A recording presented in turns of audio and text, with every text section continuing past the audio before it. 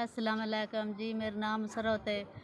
मेरे घरे वाला जड़ा मजदूर है, कदी दिहाड़ी लगती है कदी नहीं लगती। नाल मेरे सोहरा होंदा है, 5 वक्त दा नमाजी है ते डिगदा डांदा मस्जिद च जांदा है। मैं औरों तां मैं किसे वे बाहर निकलनी डट्ठा पे चा लिया ते ओदी नज़र कोनी, एक नज़र साम के बंद हो गई तिकी चो थोड़ा थोड़ा दिसदा ना। साडा अपना बड़ा मुश्किल जा गुजारा है। कदी चीनी मुक जाती, कदी आटा मुक जाता, कदी बालन, कदी दिहाड़ी लगती ना कदी नहीं लगती। असी जी बड़ी कोशिश की है कि 4 आने कट्ठे हो जा जी। साढ़े को इतनी भी गुंजाइश नहीं पे बनती, बस अच्छे जा डॉक्टर नो बाबे दी नज़र चेक करा लवीए जी। असी तो डॉक्टर दियां फीसां भी नहीं दे सकते। साढ़े अपने बड़े माड़े जे हालात ने, बड़ा मुश्किल जा असी आप अपना गुजारा पे करने आ जी। दिल या बाबे दी नज़र बन जावे तो साड़ी परेशानी खत्म हो जावे, अपने आप मस्जिद चो टुर जावे ते आ जावे।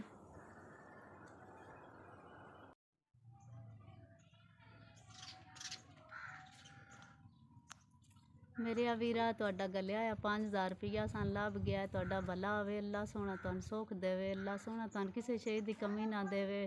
भला होवे जे मिसे दी नज़र ठीक हो जावे, एक ही अखी चो दिसदा, एक ही चो दिसदे ही कोई ना भी ठीक हो जावे। साडी टेंशन खत्म हो जावे, आपे नमाज पढ़न टुर जावे ते आपे ही घर आ जावे।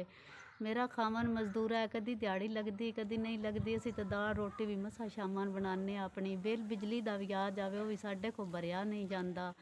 अल्लाह सोहना तुहानू चोखा देवे, किसी शे दी कमी ना आवे, आबाद रवो। सन तुहाडा गलिया 5000 रुपया मेरे वीरां लभ गया है। असी इस बाबे दी नज़र चेक करावां दे, दी नज़र ठीक हो जावे दी तुहानू दुआवां देवां दे। अल्लाह सोहना तुहाडा भला करे, अल्लाह सोहना तुहानू चोखा देवे। मेरे अब्बा जी 5 वक्त दे नमाजी ने, नमाज पढ़न दे तुहानू दुआ देन दे।